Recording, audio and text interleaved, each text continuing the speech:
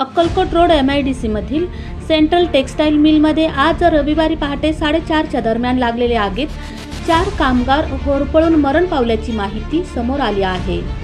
प्रशासनाकडून आग विझवण्याचे शर्थीचे प्रयत्न चालू असून अजून 4 ते 5 कामगार अडकल्याची माहिती मिळत आहे।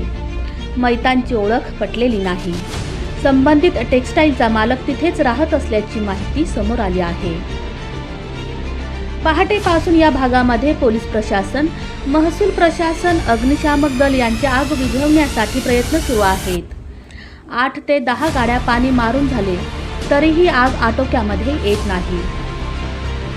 आत अडकलेल्या अनेक जणांना बाहेर काढण्यात आले असून यात 4 जणांचा मृत्यू झाल्याचे सांगण्यात आले आहे।